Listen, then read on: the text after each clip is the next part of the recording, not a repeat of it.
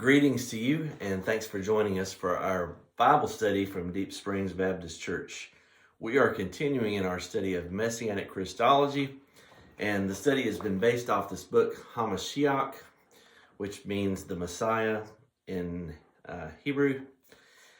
And I think it used to be called Messianic Christology by Dr. Arnold Fruchtenbaum, who is a Messianic Jew.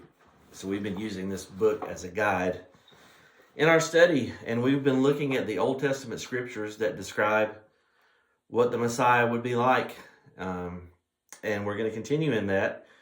We looked at the law, the three divisions of the Old Testament, the Tanakh, the law. We're currently in the prophets right now. We hope to finish that today in our study, and then the next section will be the writings, dealing with the Psalms and the wisdom literature and historical books. So we'll begin in Jeremiah 23, verses 5 and 6. Reading out of the old KJV here in my Bible.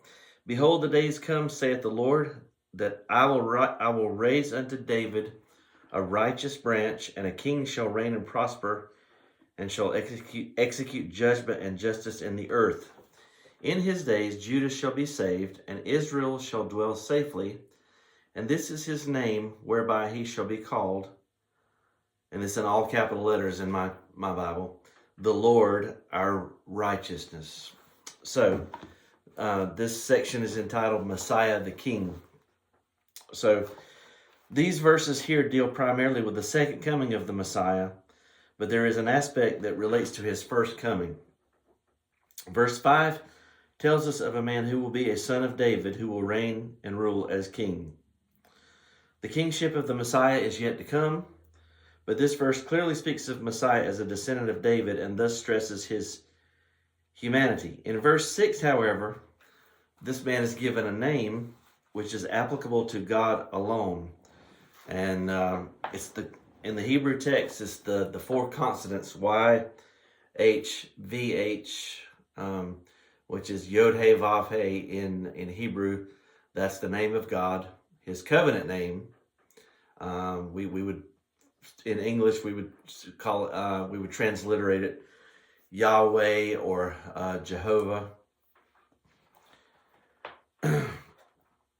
Both of those would be okay. And this is applied, however, it's a name given to God alone. Yet here the man of verse 5 is clearly given the name of God in verse 6.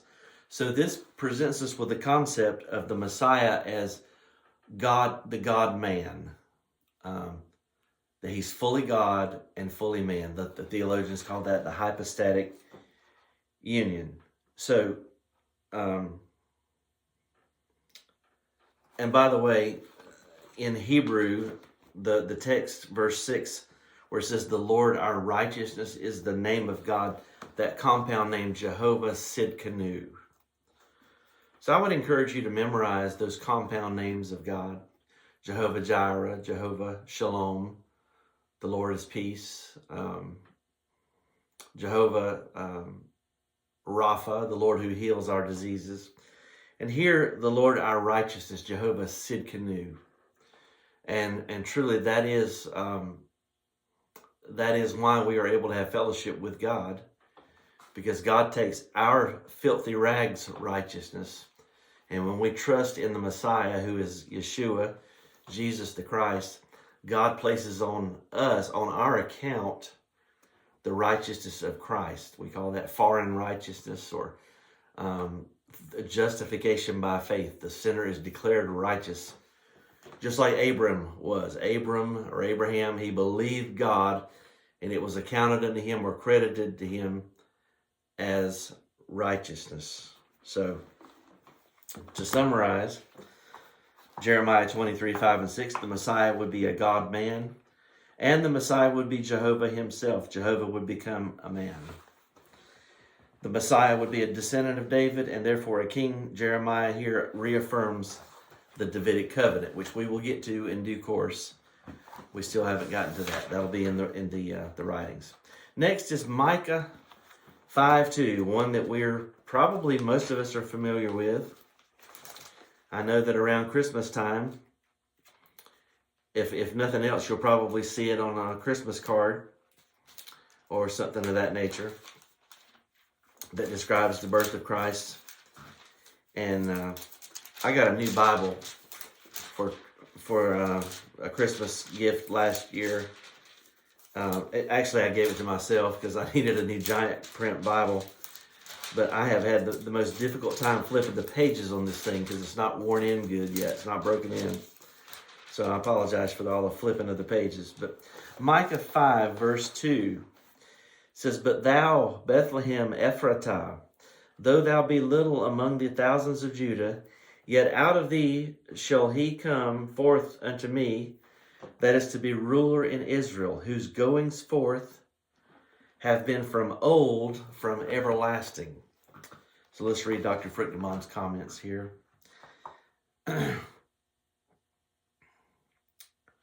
Now, this verse adds to Isaiah 7:14, which also showed that the Messiah would be divine as well as human. And this has been clear from as early as Genesis chapter 3 and 4. And now it continues to the prophecy of Micah. Micah was a contemporary of Isaiah. So they prophesied around the same time period. Now, Isaiah 7:14 predicted that Messiah would be born of a virgin. And here in Micah 5:2, we see where that birth was to take place. It's in Bethlehem. Now, it says Bethlehem Ephratah, and that distinguished it from another Bethlehem in Galilee. This Bethlehem Ephratah is the birthplace of David and Judah, who's the ancestors of the Messiah. The one to be born is said to go forth from me. He is being born in order to fulfill a particular mission, a specific purpose of God. Concerning his human origin, he is to be born in Bethlehem. But concerning his divine origin, he is said to be from long ago.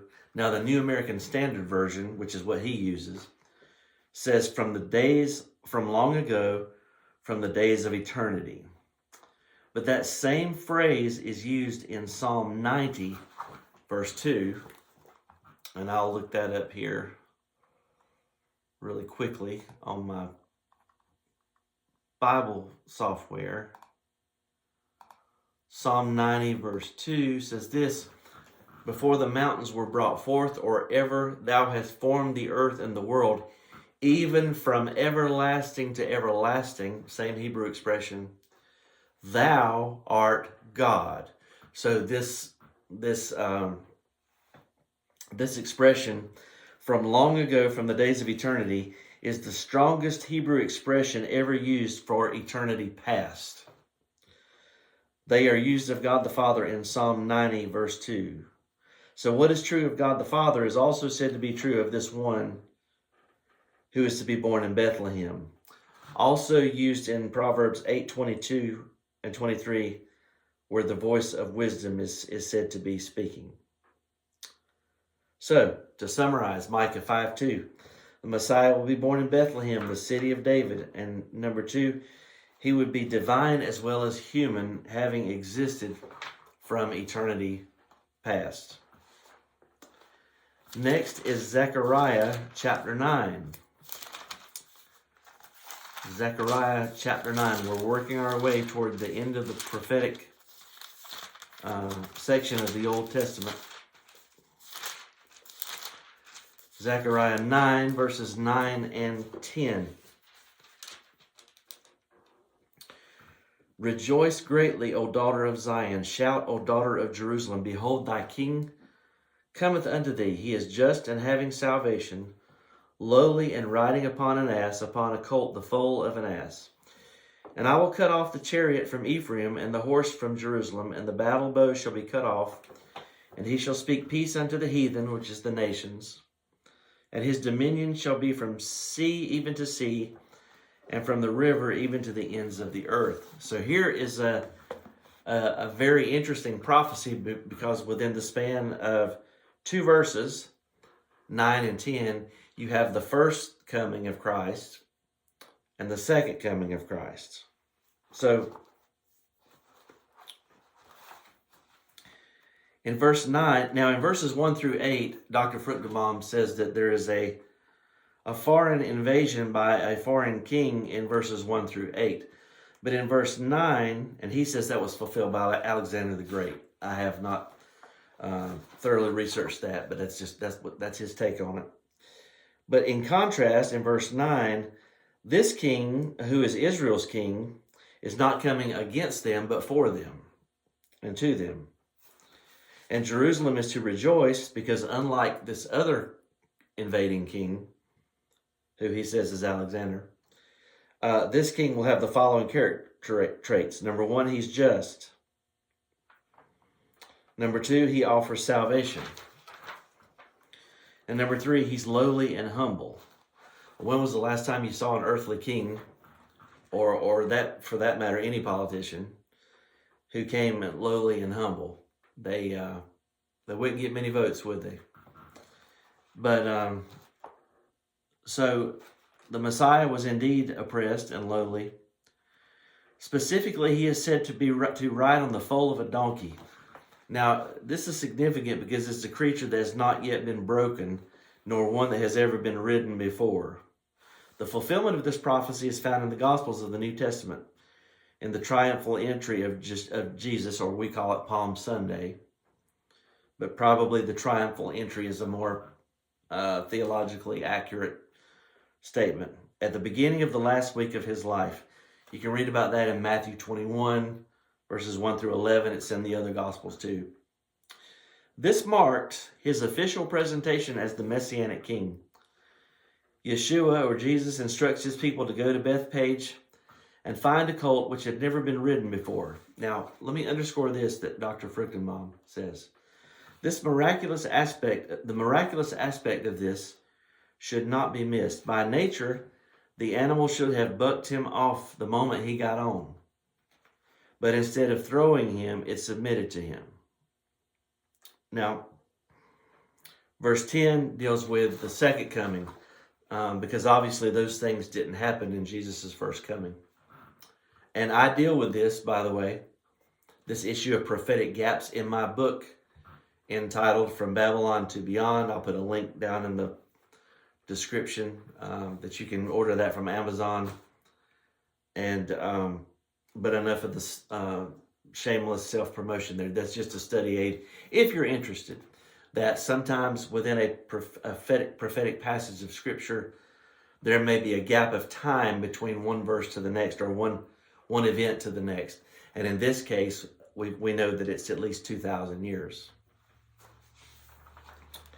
So Zechariah 9, verses 9 and 10 teach us that Messiah's first coming would be characterized by humility, and his official presentation as the Messianic King would come when he rides into Jerusalem on the foal of a donkey. So that's why it's such a big deal. And also I cover in my book, From Babylon to Beyond, this is exactly when Gabriel revealed to Daniel that Jesus would be presented to the nation as the Messiah. Zechariah chapter 11. Now verses 1 through 17 deal with two different shepherds. I'm not going to cover all the material that Fruchtenbaum does here, simply because I don't feel like I have a firm enough handle on all of the minutia of it to speak with authority. Okay, but what I will do is deal with this issue that is taken up in the New Testament, and that deals with the price of the Good Shepherd. So in Zechariah 11, verses 12 through 14, this will be familiar to you, probably. And I said unto them, if you think good, give me my price, and if not, forbear. So they weighed for my price 30 pieces of silver. And the Lord said unto me, cast it into a potter, a goodly price, that I was prized of them. And I took the 30 pieces of silver and cast them to the potter in the house of the Lord. Then I cut asunder mine other staff, even bands, that I might break the brotherhood between Judah and Israel. So here, this describes the value placed on the work of the Good Shepherd. In verse 12, the Good Shepherd approaches the leadership of Israel and asks for his wages to be paid according to what they think he is worth. He is paid 30 pieces of silver. Now today that may seem like a reasonable amount, but in fact it was a display of contempt. It was a paltry sum. Under the Mosaic law, 30 pieces of silver was the compensation value for a dead slave. The work of the Good Shepherd is therefore judged to be equivalent to that of a dead slave. Being paid 30 pieces of silver was more insulting than being paid nothing at all. You know, it's like your server waits on you in the restaurant, and instead of leaving no tip at all, you leave a penny on the table. You know, that to me, that shows even more contempt for them. But the words of verse 13 are extremely important here. It is Zechariah who's been paid the 30 pieces of silver, but who is it that's being insulted? Then the Lord said unto me, throw it to the potter, that magnificent price, and this is divine sarcasm, at which I was valued by them. It is the Lord who is the Good Shepherd. It is the Lord whose work is so despised to be valued as only the 30 pieces of silver. Thus it becomes clear that Zechariah is merely an actor playing out a prophetic role, which is a common means of giving prophecies in the scriptures, and that this role is to be fulfilled by Jehovah himself when he becomes a man, as spelled out in the previous prophecies. Zechariah is then told to take the 30 pieces of silver and throw them away by throwing them into the potter's area of the temple compound. These words found their fulfillment when Judas Iscariot was paid 30 pieces of silver by the Jewish leaders to betray Jesus. Afterwards, Judas did what Zechariah did and threw the coins into the potter's section of the temple compound. All of this is described in Matthew 26, 14 through 16, and Matthew 27, 3 through 10. It should be noted that the 30 pieces of silver were paid to Judas by the chief priest, who would have taken the money from the temple treasury. This is good. This money was intended to be for the specific purpose of purchasing sacrifices, the temple animals. Although they did not realize it, that is exactly what the priests did. They purchased a sacrifice. Jesus was to be the final sacrifice for sin. Powerful stuff. So just to summarize that, the Messiah, the leadership of Israel would sell the Messiah sell him out for 30 pieces of silver. Messiah is the Good Shepherd according to John 10, 11 through 18. All right, Zechariah 12:10.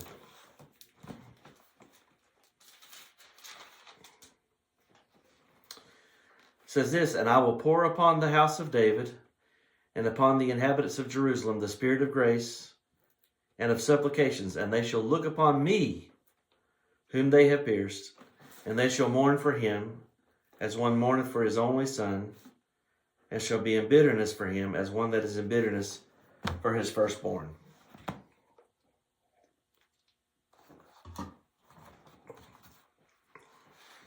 So the whole of Zechariah 12 deals with the events surrounding the second coming of Messiah, specifically the campaign of Armageddon. That's beyond the scope of this study, because we're dealing with the first coming in this. But, however, verse 10 is of relevance to our study of first coming prophecies.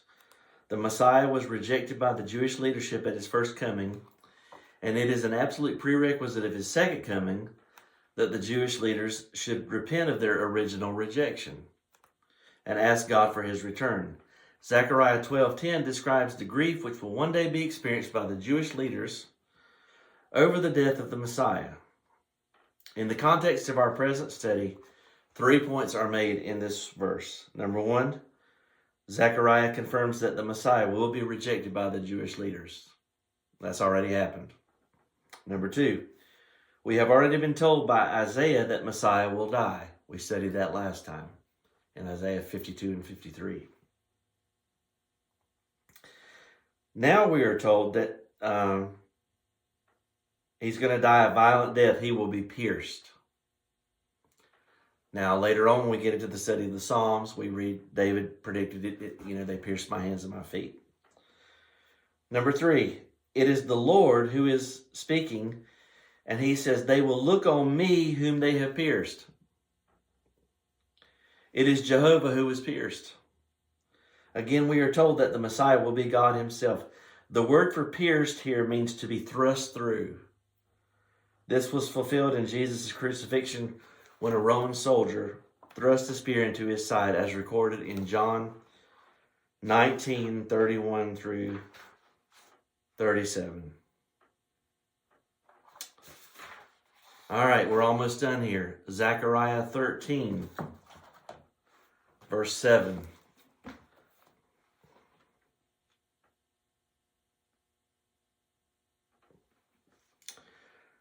Awake, O sword, against my shepherd, and against the man that is my fellow. Some translations will say my associate. Saith the Lord of hosts, smite the shepherd, and the sheep will be scattered, and I will turn mine hand upon the little ones. So, Fruchtenbaum titles this subsection, The Good Shepherd. Zechariah 13:7 is a one-verse summary of Zechariah chapter 11. The shepherd of verse 13:7 is the good shepherd of Zechariah 11:4 through 14. I probably should have spent more time there. Maybe I will on our Wednesday night in-person study. This verse again states that the Messiah will be a God-man. The humanity of Messiah is obvious. Quote, and against the man. The words which follow are never adequately translated into English. This is where we benefit from people like Dr. Fruchtenbaum, who speak Hebrew and Greek, and who are thoroughly acquainted with the original languages, which I'm not. I have to rely upon commentaries and translations and lexicons and concordances to kind of wade my way through. Here's what he says. The word translated my associate, or in the King James, my fellow, it says, in the Hebrew is translated my equal. The verse should really read, and against the man, my equal. Of course, in order to be equal with God, Messiah must actually be God. This may not be obvious in English translations, but is very clear in the original Hebrew. The second part of this verse, which is Zechariah 13:7, emphasizes the violent nature of the Messiah's death, and again states that his death will be the cause of the dispersion of Israel. The shepherd was struck in AD 30 when Jesus was crucified. Some may argue AD 33. But this is Fruchtenbaum's study, so I'm just reading from him. The sheep were scattered in AD 70 when Israel was dispersed. These words are applied to Jesus' disciples in Matthew 26:31 through 32, but the primary reference here is to the dispersion of AD 70. In verse 7b, even the little ones, the innocent common people, are to suffer because of the rejection of the Messiah, the Good Shepherd, the leaders of Israel. All right. And by the way, in 70 AD, over 1 million, I think it's 1.1 million Jews were killed. That would include men, women, and children, the little ones. Finally, Malachi chapter 3. Or as some refer to him, the Italian prophet Malachi. But whenever I tell that joke here at Deep Springs Church, no one laughs. So I probably should have saved that one for another audience. Malachi chapter 3, verse 1. Behold, I will send my messenger, and he shall prepare the way before me. And the Lord whom you seek shall suddenly come to his temple. Even the messenger of the covenant whom you delight in. Behold, he shall come, saith the Lord of hosts. Only 2 prophecies in the Hebrew Scriptures deal with the forerunner of the Messiah. We've already looked at one previously. That was in Isaiah 40, verses 3 through 5.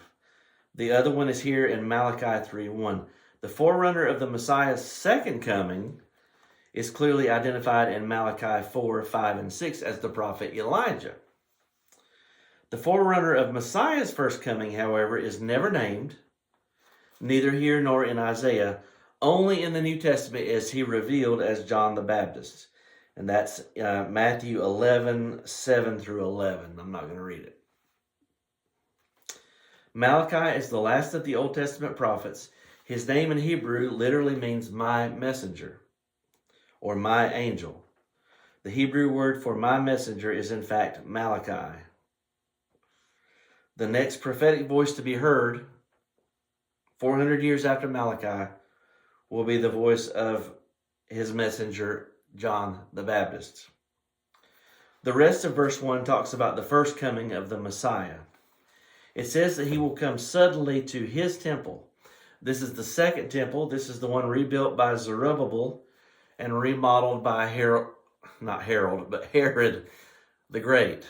And it was one of the ancient wonders of the ancient world. It was to this temple that Jesus came. And on 2 separate occasions, in order to cleanse it of money changers. John 2, 13 through 22, Matthew 21, 12 through 13.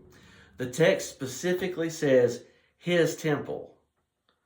This temple belongs to the Messiah. So he has full rights to the temple and he can do with it as he pleases. When Yeshua cleansed it, he was exercising his lordship, his authority, his ownership. Verses 2 through 5 of this passage go on to talk about the Messiah's cleansing of the people at his second coming. So to summarize Malachi 3:1, Messiah's first coming would be preceded by a herald, and he would come unto his temple. It also gives you a window of time. Frickin' Mom doesn't add this, but because the temple was destroyed in 70 AD, so the Messiah had to come prior to 70 AD, and of course we know that he did. So that concludes our Messianic Christology study in the prophets. Next time we will begin looking at the writings, and we don't have much more to go. We're not going to deal with a great more. It looks like there's only, let's see, 1, 2, 3, 4, 5, 6, 7, 8 more studies in the writings. So we might be able to conclude that in our next session. I don't know. I haven't studied ahead of time to see how long it's going to take. But anyway, I hope that you have found this to be an invaluable tool. One thing that has really jumped out to me as I've been studying this is over and over again, we are presented this idea that the Messiah will be fully God and fully man. And if you've ever read the Gospels, you know that the Jewish leadership in particular, they seem to really struggle with that idea. And that's why they consistently accused Jesus of blasphemy, because he claimed to be God. So anybody that says Jesus never claimed to be God, number one, they've never read the Gospels, especially the Gospel of John. But number two, they've not done their homework to see in the Old Testament scriptures that the Messiah is to be fully God and fully man. Sometimes it's explicitly stated, as the verses we've looked at. Other times it's implied because of the attributes of the Messiah, such as Micah saying that the Messiah would be from eternity past. Well, that's something that can only apply to God. But other times it's explicit, or like Isaiah says that his name shall be called Wonderful Counselor, Everlasting Father, the Mighty God, Prince of Peace. I mean, those are just kind of, right on the nose there. Anyway, Hope you've enjoyed it. Get this book. You'll love it. Pray that God will help you to lead some Jewish person to Jesus, because the Bible says that the gospel is the power of God unto salvation to everyone who believes, to the Jew first, and also to the Greek. Until next time, shalom.